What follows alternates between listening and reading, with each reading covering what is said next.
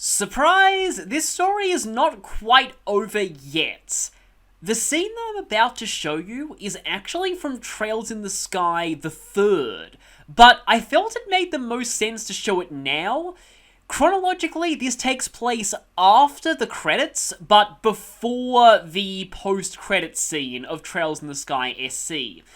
And you'll see why I wanted to show this once we get into it. I feel like it's a perfect send-off just to everything we went through in SC and all of the characters we met along the journey. Breaking news! Laburl News Special Issue, The Flying City Falls. Laburl is safe once more. Glory to the young Brazers who saved us all from crisis. Enigmatic object gone in a flash. The mysterious structure that appeared last month over Valeria Lake disappeared as suddenly as it came, collapsing loudly in a giant mountain of rubble into the lake. Many of our readers may have witnessed the moment for themselves, but it seems that it was visible not only from Laburl, but from the southern edge of the Empire and from Calvard as well.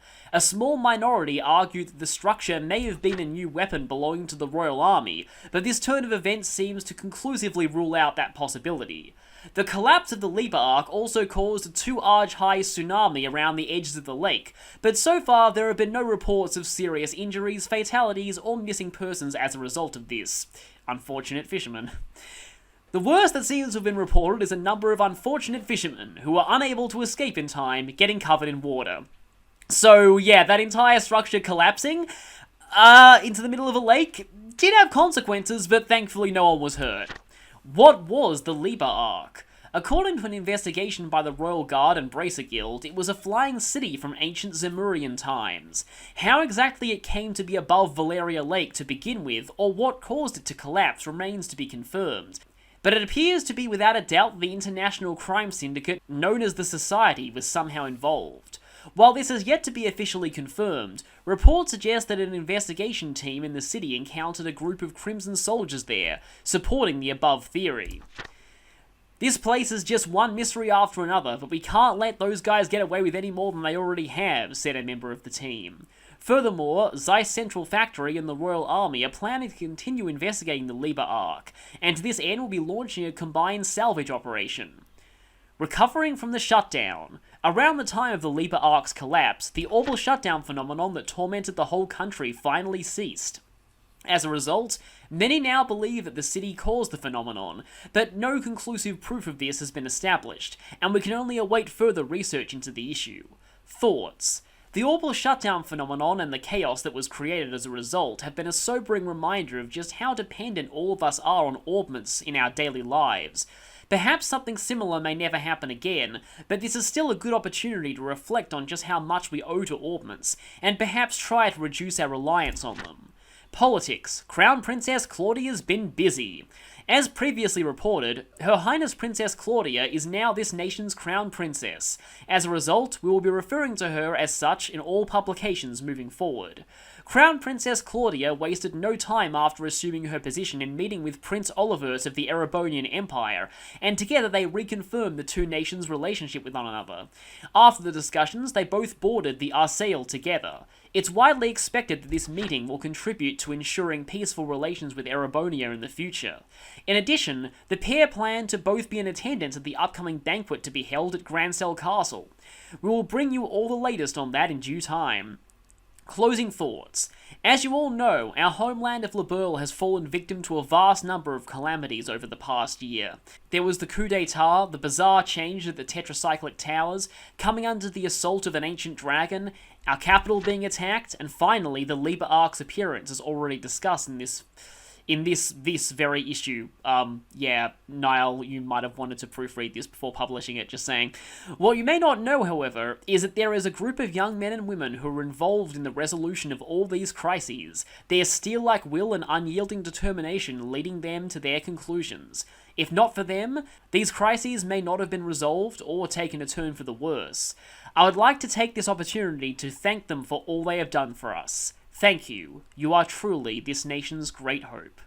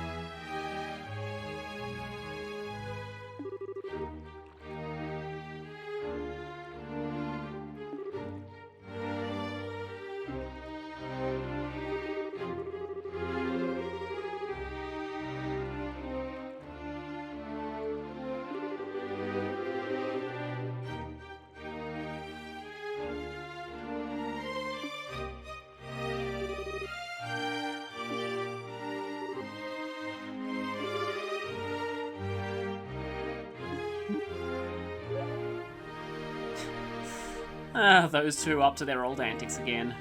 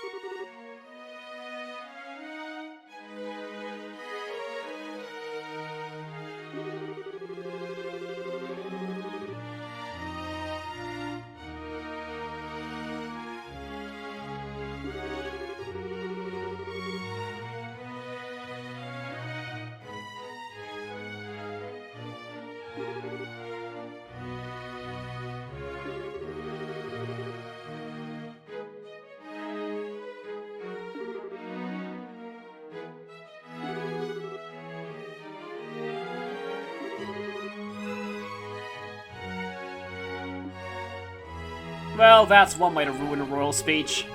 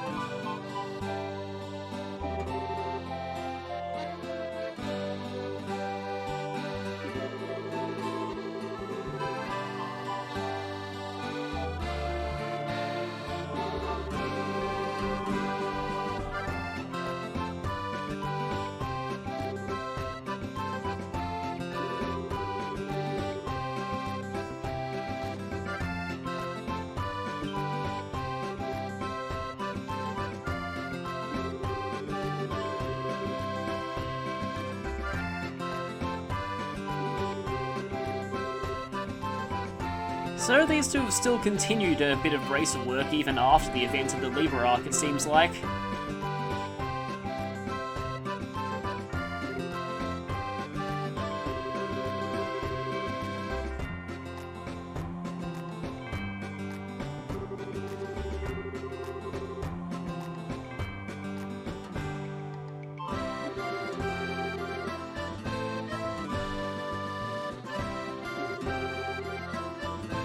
Yeah, there's been a lot of repair work and other restoration of order going on since everything happened. It's kind of why I wanted to show this. It just goes to show that everything didn't magically get better after we defeated Weissman. There's still a long way to go.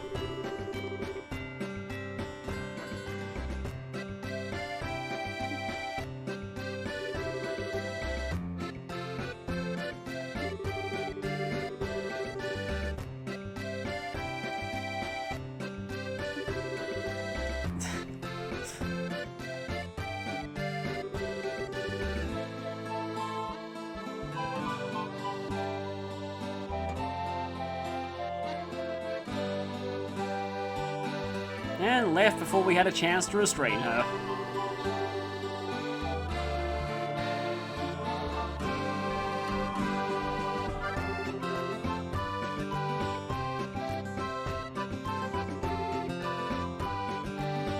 Well, you missed her by just a few seconds.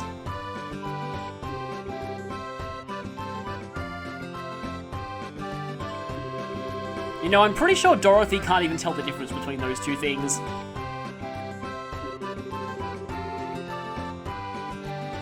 Oh, right, I'm pretty sure Joshua did actually promise an interview with these two. Yeah, I don't envy him right now.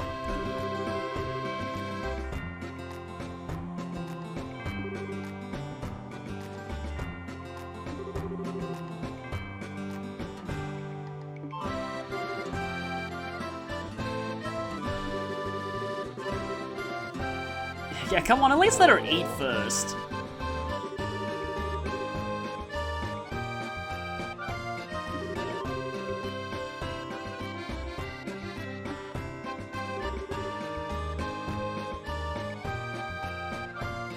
Well, I'm sure she'll get some photographs of Estelle while she's down there.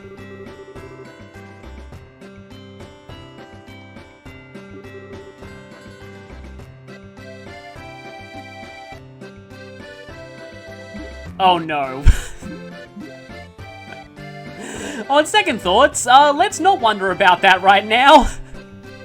We should probably steer clear of that area.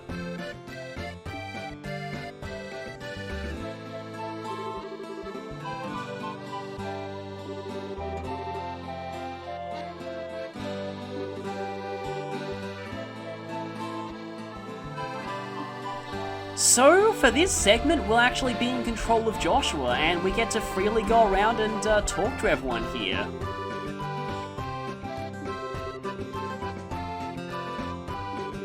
So, to explain this is actually one of the Star Doors from the third. In the third, there's a mechanic where you basically have these doors you encounter throughout the game, and each of them gives you a bit of a side story. And they require a certain combination of characters. This one is Joshua and Chloe's. But I honestly feel like this sequence may have been planned. Also, yes, blocking NPCs returns! But I do feel like this sequence may have actually been planned for SC, but had to be cut for time, because I really wish SC had ended this way. I'll go into that thought a bit later, because for now, Professor Russell's talking about something kind of interesting. They're gonna go ahead and examine the remains of the city that fell into the lake.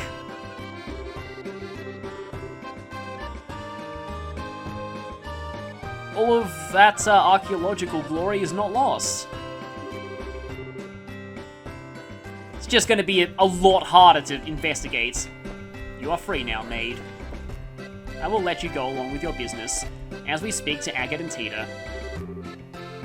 Oh wait, oh no, she's still going. I thought I froze her for a bit. Yeah, it's always fun to mess around with NPCs.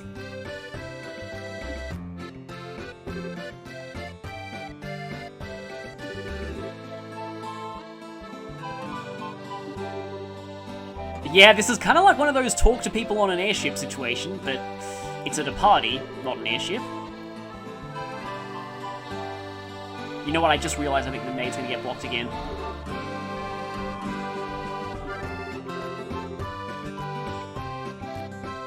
No, she just barely avoided it. Nice one. Anyway, back to the actual subject at hand.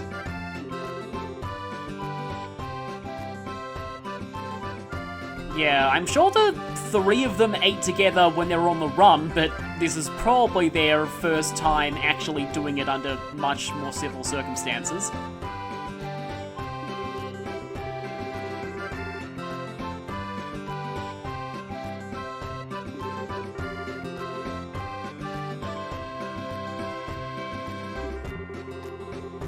Thing is, Tita's father's a bracer, so maybe he and Agate would have a lot to talk about.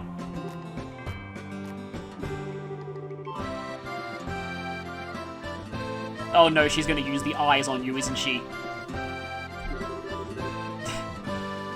It is impossible to refuse Tita when she does that.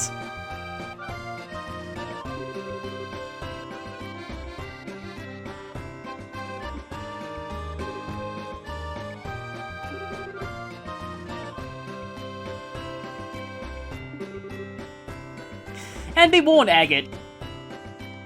If you break a promise to Tita and everyone finds out, you are done for. So, yeah, we're gonna hold you to that.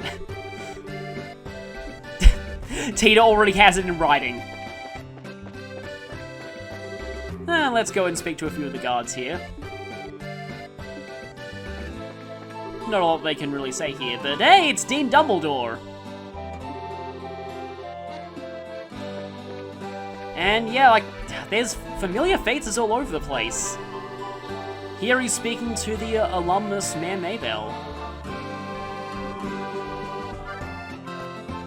So yeah, even though that quest is technically optional, considering... Actually, wait a minute, I think the third does have a file transfer, so I don't know if this dialogue only happens if you did that quest. But I like to think that quest is definitely canon, mostly because every single time Gilbert is defeated is canon. I take it this is a regular occurrence.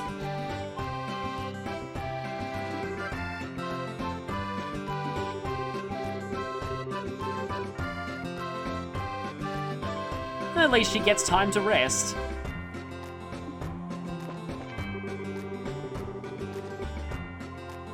Thanks to the efforts of Estelle and Tita and actually Joshua too. Oh yeah, they just completely shrugged off being taken hostage by terrorists. Yeah, thankfully everything went well then, though. Okay, Norman is now one of the few mayors who doesn't have a portrait.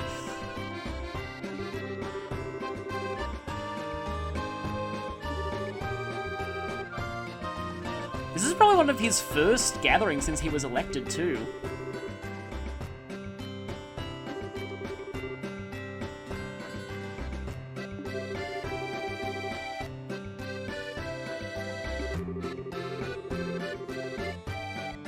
Well, I mean, you are the first one we met.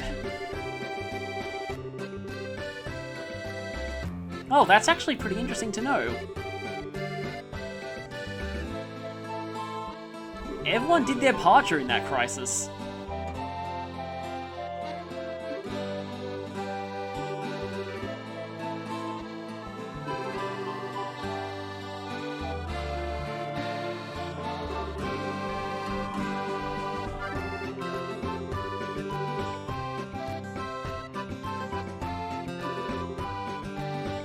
Well, I mean, Kevin kind of helped with some stuff too.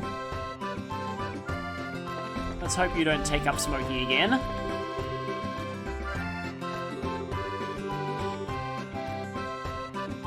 Oh, let's not let Estelle near that guy.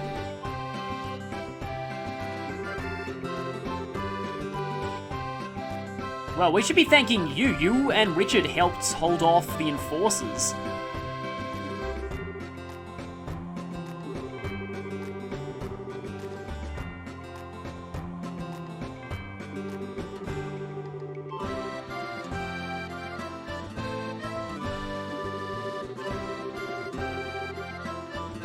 It's one thing I really like about this story is that the main party doesn't do everything. There are a lot of allies in the rest of the world, and they're off handling other things while you're dealing with your issues.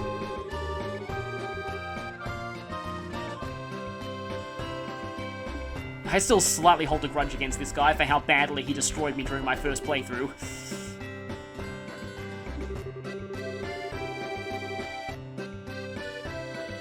Yeah, Joshua's been very busy.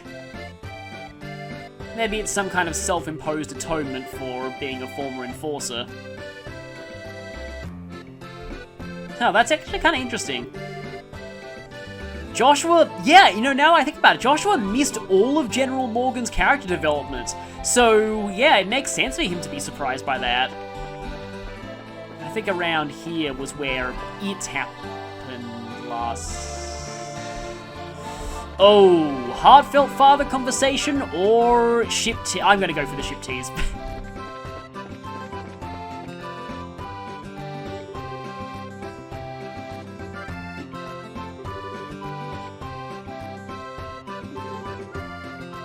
No thanks. We have some turning, I don't even know what the drinking age in this universe is, but considering Japan's is 20, it probably is 20.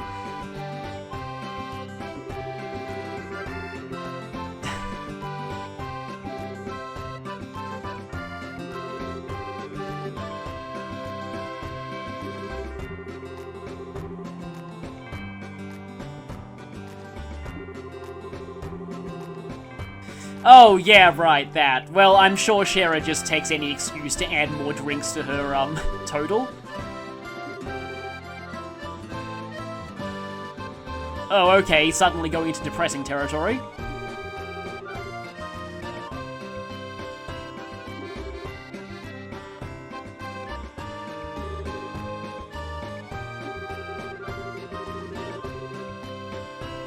Yeah, now's the time to relax.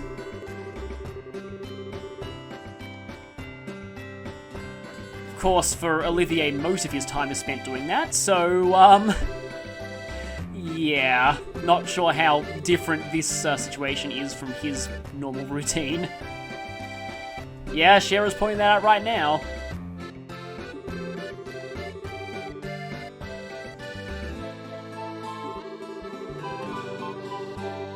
Oh, yeah, that, yeah, we remember. We definitely remember.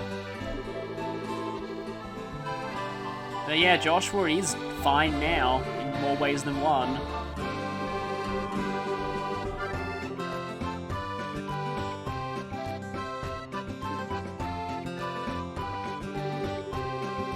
Yeah, I thought there'd be something more to get out of Olivier here.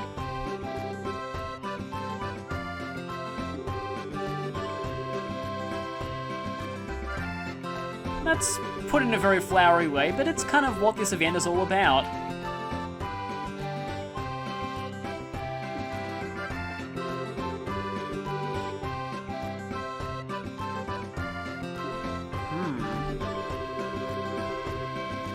Yeah, Shara's still pretty badly affected by what just happened. Finding out the truth about Luciola and all of that, it's just actually kind of interesting. It's kind of a shame because, sadly, Shara doesn't really get that much focus in later games. Olivier definitely does, and that's a pretty great thing, but yeah, it's kind of unfortunate. You don't really get to see all that much of Shara.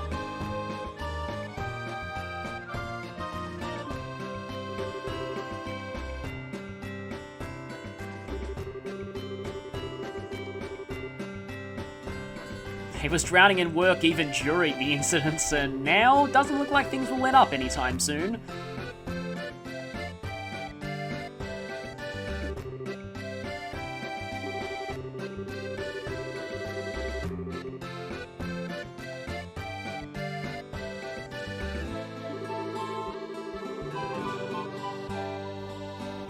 There were basically army officers all over the place helping to distribute supplies back then. You know, okay, so something that I could talk about here now, that I didn't get a chance to say during the series because I was too busy commenting on events. So, I originally dismissed Chapter 8 as a little bit of, like, kind of grinding the pacing to a screeching halt after the amazing story beats of Chapters 6 and 7.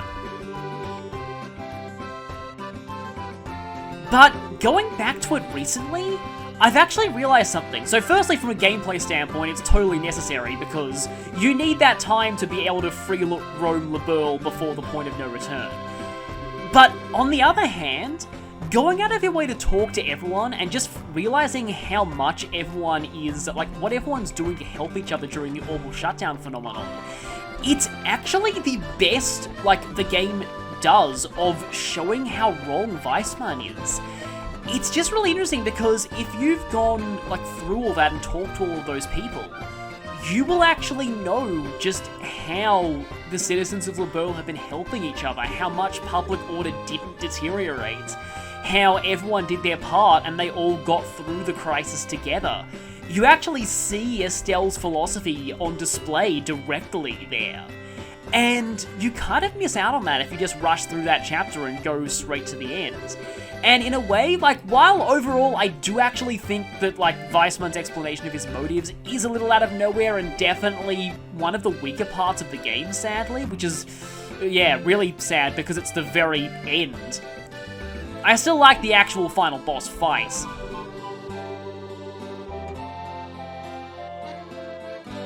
But I do like how there is a bit of show don't tell to Estelle proving Weissman wrong, but only if you go out of your way to talk to everyone, or as many people as possible during Chapter 8.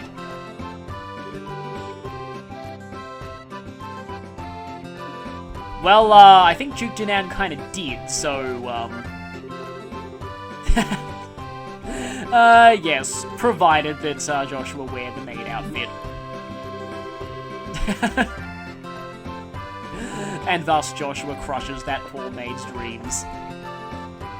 So we haven't really got to see Zin interact much with the ambassador to Calvard.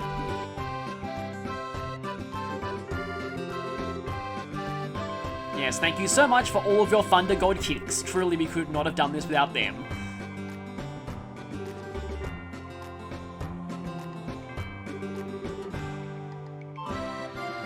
Yeah, Zin actually outranked these two way before they got to even, well, canonically B, but in this playthrough A.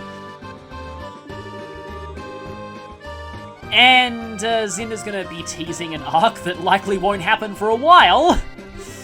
Yeah. Calvard. There's a lot of things happening in Calvard, as you'll see with the Gambler Jack books, which are only a very brief snippet of what's actually going on. Yeah, I kind of wonder what would have happened if, like, what Kilika would have been like here.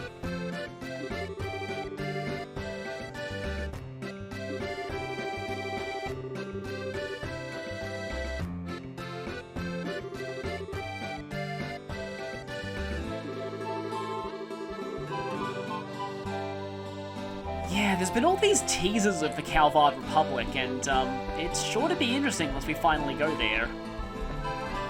Oh no, is Duke Junan really talking to Ambassador Crane from Erebonia? This is not going to end well. He might revert to his earlier upper-class twit personality.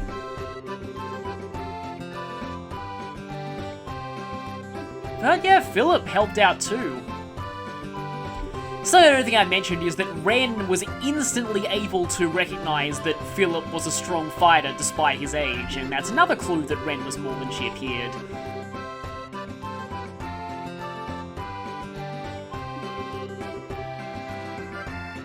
Yeah, he was the former captain before Julia took over. Or at least he may have actually been earlier than that.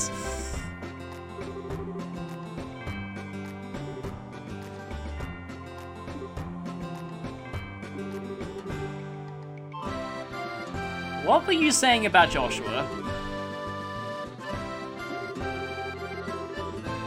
Wow, you were actually saying positive things about someone not yourself? Yes, you may also know me as the one who gave Estelle a medal somewhat reluctantly.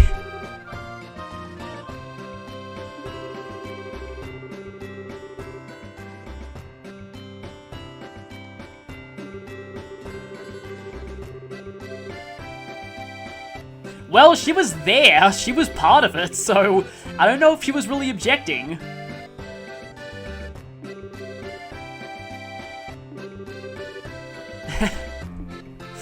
Yeah, I'm sure the Duke's account is embellished quite a bit.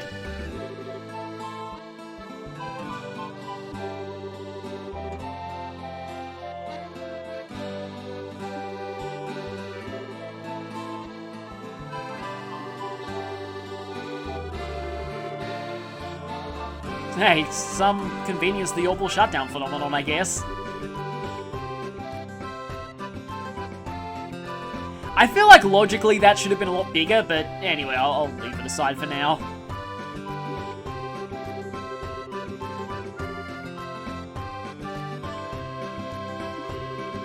Yeah, it's like one of those things where you're in the rain at the side of a road and a car drives past through a puddle, which has definitely happened to me at least once.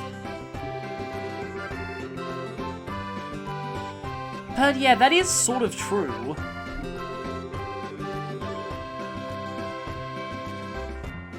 The whole situation between Liberl and Erebonia, especially during the 100 Days War, reminded me a lot of, there was a video that Matt Colville was doing about, like, the politics of war and creating war in, like, tabletop games, and he was saying that one common situation for stories to explore is, an older, larger military powerhouse afraid of a smaller economic powerhouse, or technological powerhouse, I think it was. And that's basically what happened with Erebonia and Liberl.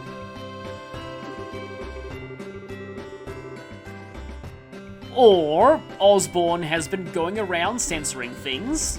I'm guessing that's the real reason.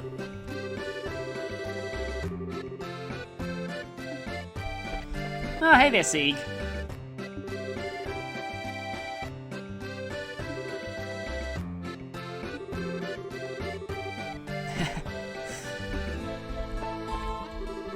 And meanwhile, Chloe's gonna be interrogated.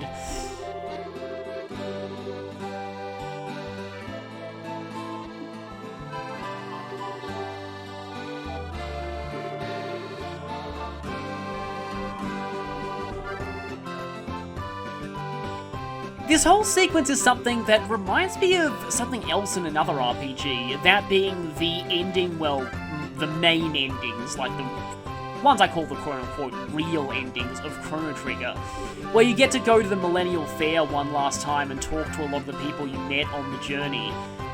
This is why I kind of wish this was part of SC. I can see why some people would think that it would feel a bit long and awkward after all of the end scenes and the final boss and the Liber arc, but I personally think it's a great way to cap off the story and to give a send-off to all of these characters.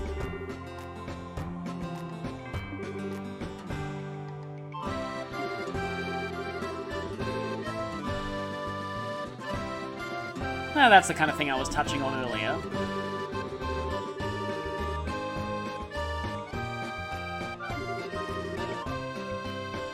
And that's kind of just what Estelle was saying.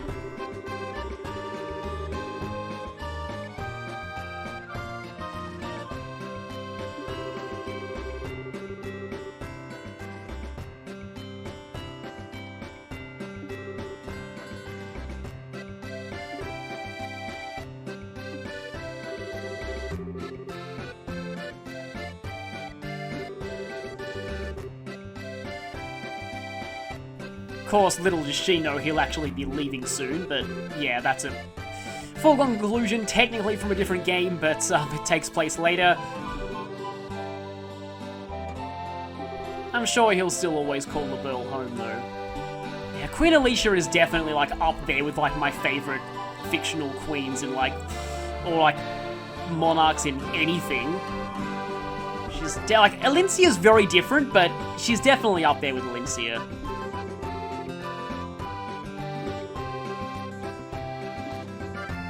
So notice how Joshua said "for now" there.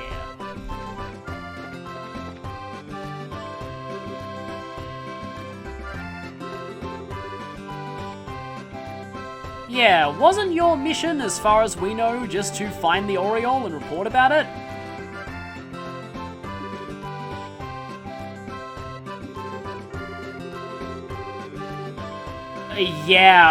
We...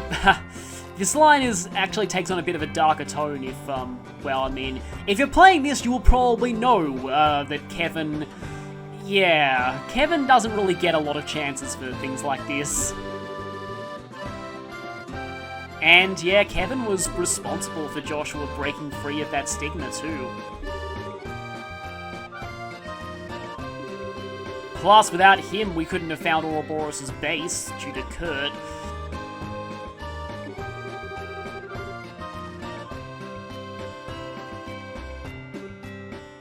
It's also interesting because, partially, I don't think Kevin wants anyone to owe him anything.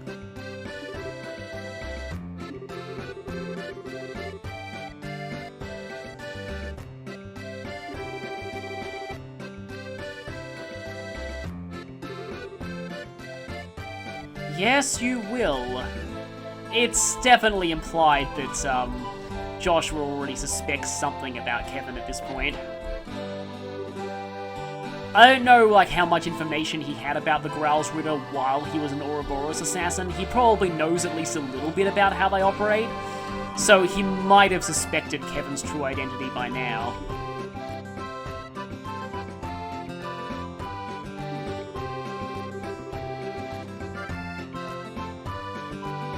Yeah, this time they're not being invited as some kind of political stunts. At least I don't think so.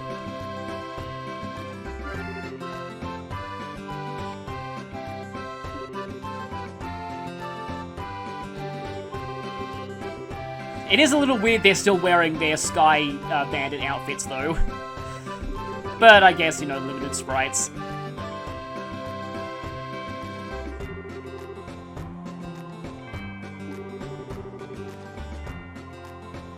This is actually alluded to in the credits of Sky SC. You can actually see the Capulars starting a delivery service.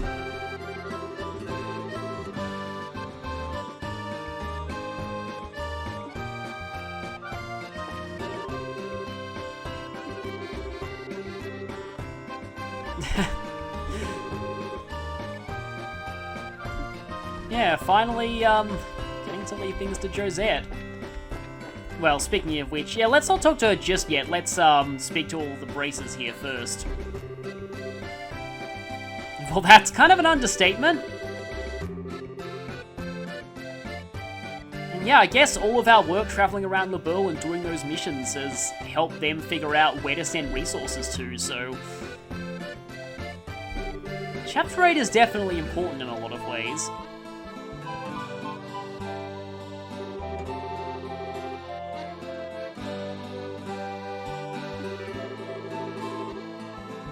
So, you're gonna say, like, that you don't deserve this.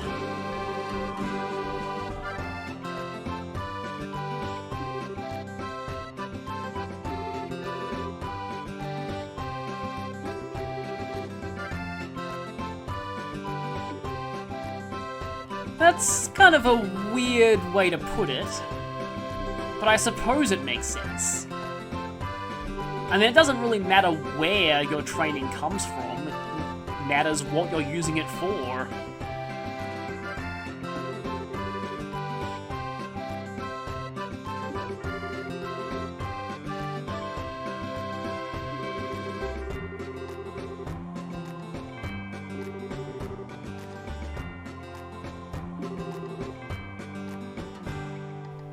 That might actually be the nicest thing we've heard all day.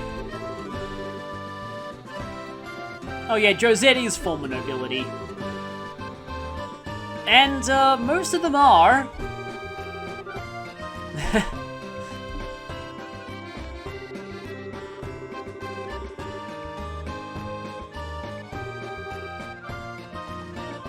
Yeah, didn't really expect all that much out of him, unfortunately. There will never be true peace between Estelle and Josette. And there are the most futile words of the millennium.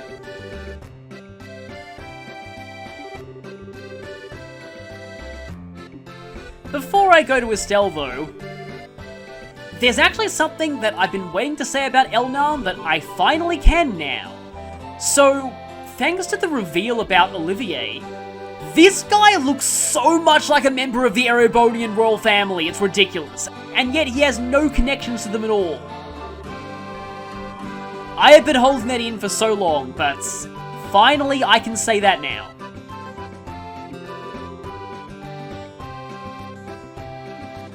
Like, but don't you think he looks kind of like Oliver? It's, anyway.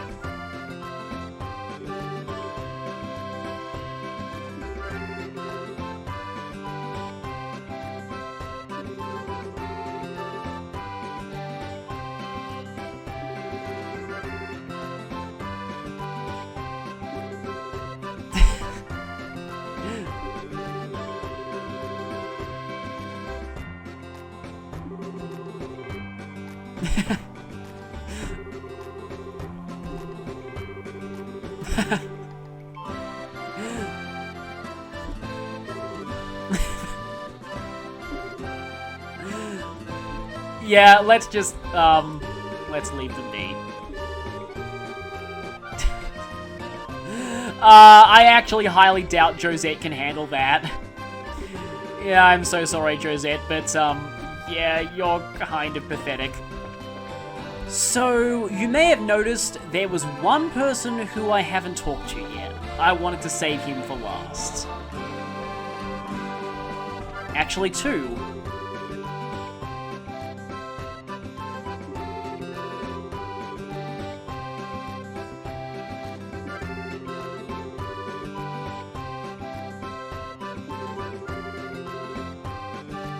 Can't tell if she's being tsundere or if she just genuinely is only doing this for Colonel Richard's sake.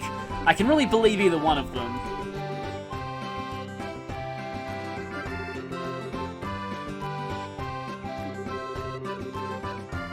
But yeah, considering what he did during the defense of Brancell, he's actually been pardoned.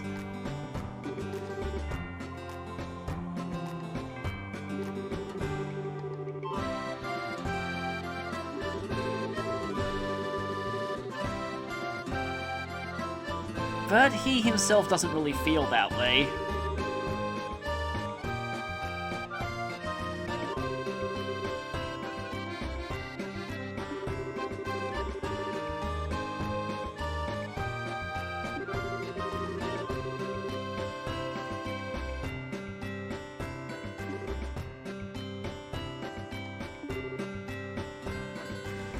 Yeah, he fully believes that forgiveness is, earned.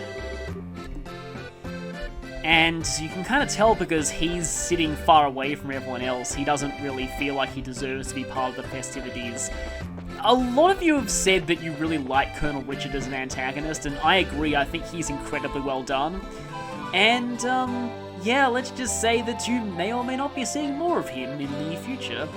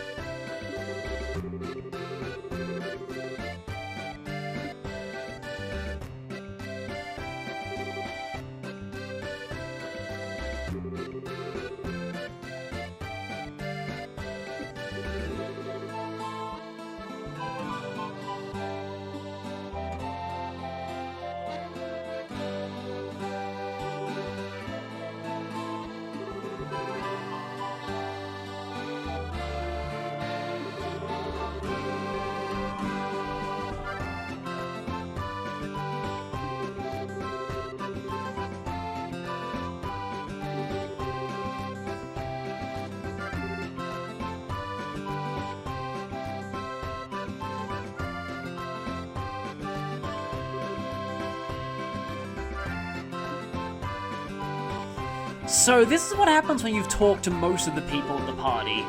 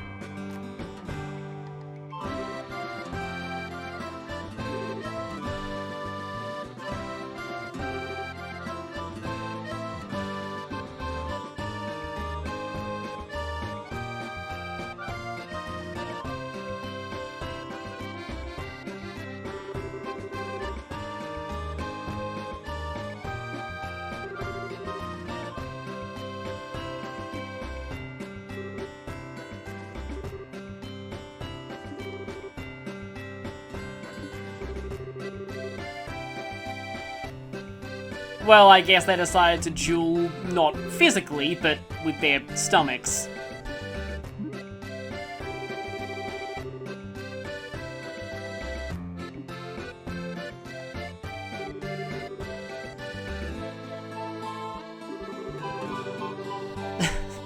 Joshua.